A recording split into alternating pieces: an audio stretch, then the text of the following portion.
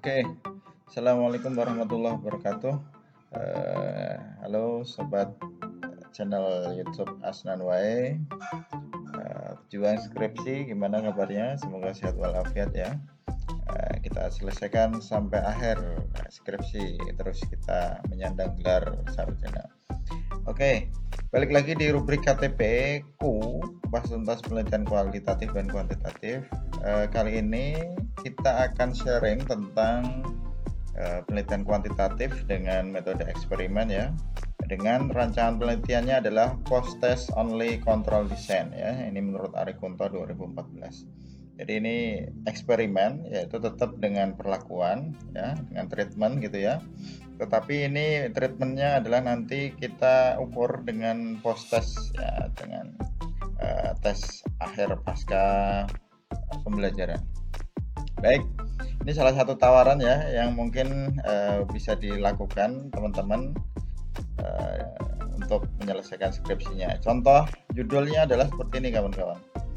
Jadi tetap ya, kita andalannya kalau kuantitatif itu ada kata pengaruh ya, pengaruh reciprocal teaching terhadap kemampuan pemecahan masalah matematis ditinjau dari self efficacy siswa. Jadi di sini ada reciprocal teaching itu sebagai treatmentnya ya, sebagai perlakuannya. Kemudian yang mau diukur nantinya adalah kita ukur kemampuan pemecahan masalah matematisnya. Kalau ini matematis ya, nanti teman-teman bisa ganti. Kemudian yang ditinjau dari self efficacy, yaitu apa itu self efficacy, nanti bisa dilihat ya.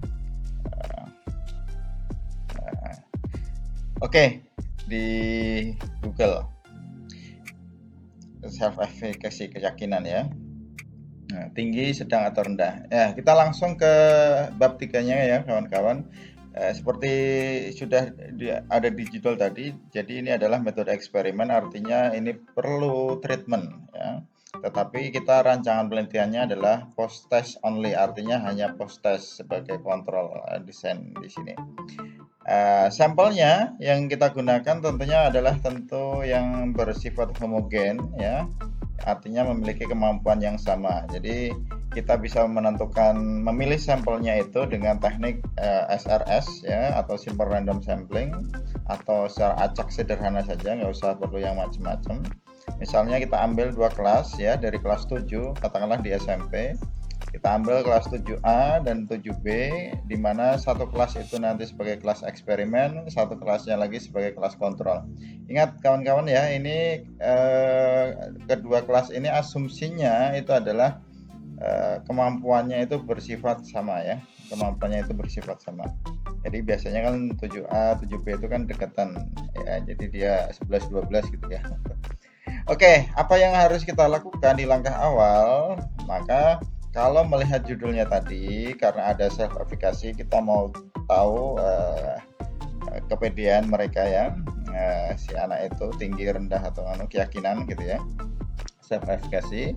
Maka kita akan memberikan angket ya, akan bagi angket ke kelas 7A, baik 7A maupun 7B, untuk mengukur tingkat self efficacy mereka, apakah mereka berada di tinggi, sedang maupun rendah, begitu ya.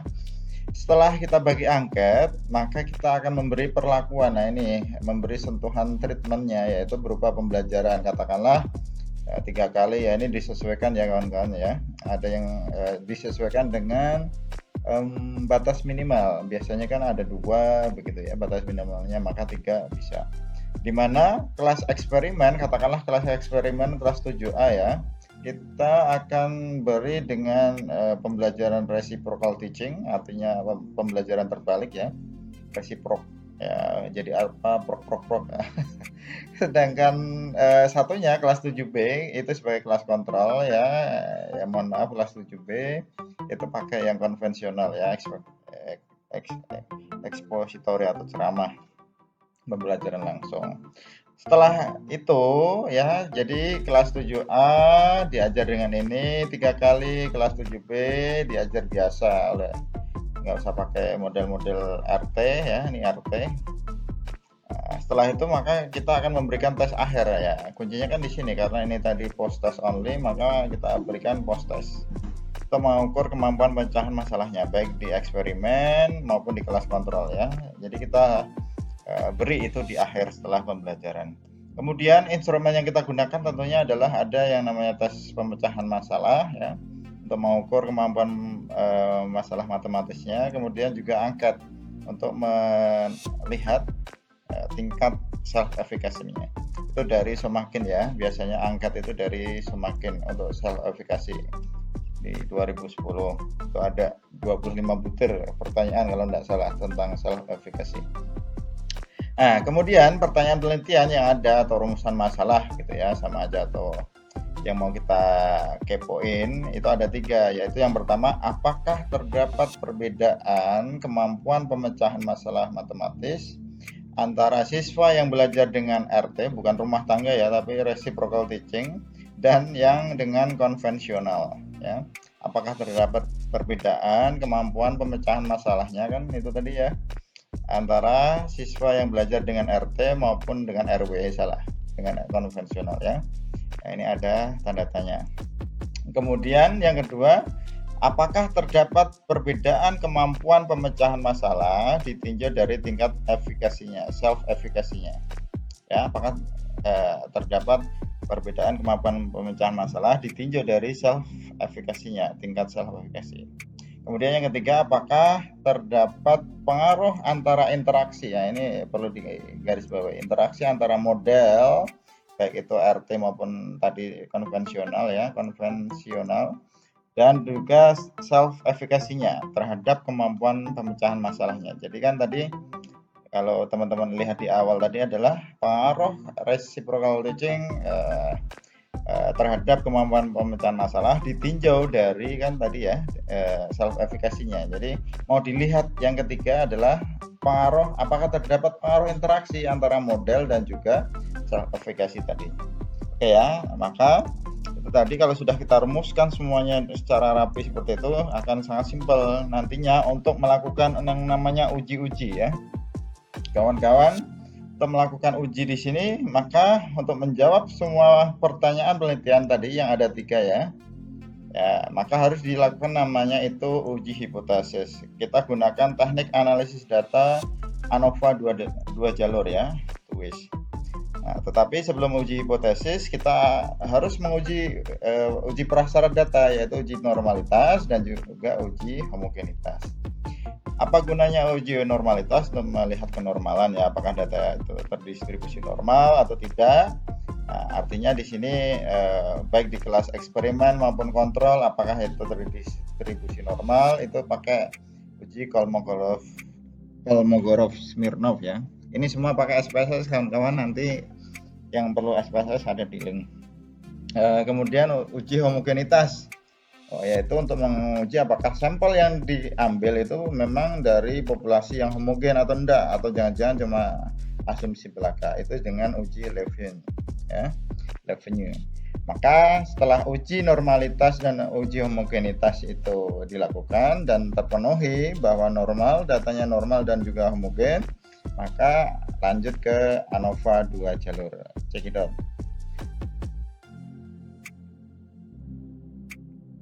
Nah, untuk ANOVA 2 jalur ini contoh output ya kawan-kawan yang sudah kita outputkan di SPSS. Contohnya seperti ini, tabel hasil ANOVA ya. Nanti untuk langkah-langkah pengujian dengan ANOVA 2 jalur itu ada ya, nanti kita berikan juga tapi di lain kesempatan. Nah, ini langsung ke outputnya dulu. Jadi ketika outputnya di SPSS seperti ini, maka kita bisa menafsirkan atau menginterpretasikan output ini dalam 3, karena tadi kan ada 3 ya. Apakah terhadap tadi bisa dicek lagi 3 pertanyaan penelitian. Nah, kita lihat dulu dari model, sumber keragaman model. Mana sumber keragaman model ini ya, kan ini. Nah, nilai signifikansinya itu adalah 0,02. Artinya dia lebih kecil dari 0,05 ya, alfa yang kita atau taraf signifikansi yang kita gunakan adalah 5% ya. 5%. Maka H0 ditolak, artinya apa? Di hipotesis kita Kalau hal nol ditolak artinya terdapat perbedaan ya, atau ada perbedaan kemampuan pemecahan masalah yang signifikan antara kelas yang kita terapkan RT sama yang kelas konvensional. Artinya sebenarnya adalah RT itu memberikan pengaruh ya terhadap kemampuan pemecahan masalahnya. Sudah menjawab pertanyaan pertama. Oke. Ya. Kemudian pertanyaan kedua kita bisa jawab dengan melihat sumber keragaman SE ya. Di sini SE ya ini ya. Ya, nilai signifikansinya adalah 0,000, artinya lebih kecil dari 0,05, artinya H0 ditolak. Artinya terdapat perbedaan yang signifikan kemampuan pemecahan masalah ditinjau dari tingkat self efficacy-nya, yaitu tinggi, rendah, dan sedang ya. Nah, berarti ini pertanyaan nomor 2, pertanyaan penelitian yang kedua terjawab. Ya, itu yang kedua. Yang ketiga adalah kita mau melihat apakah ada interaksi atau enggak. Itu caranya gimana? Lihat SE model, kawan-kawan di sini. Nah, nilai signifikansinya itu adalah 0,834. Artinya nilai ini adalah lebih besar dari alfa kita, ya. Berarti di situ tidak ada pengaruh interaksi, artinya H0 diterima ya. Berarti tidak ada pengaruh interaksi antara model dan juga self efficacy terhadap kemampuan pemecahan masalah. Ya, jadi pertanyaan ketiga, pertanyaan penelitian ketiga terjawab. Cukup dengan ANOVA 2 jalur. Ada pertanyaan kawan-kawan? Sangat mudah ya, tinggal nanti bagaimana step by step atau sintak untuk ANOVA 2 jalur. Nanti insya Allah kita sampaikan di lain kesempatan. Semoga bermanfaat kawan-kawan. Tetap semangat pejuang skripsi. Nanti bisa sharing-sharing lewat WA.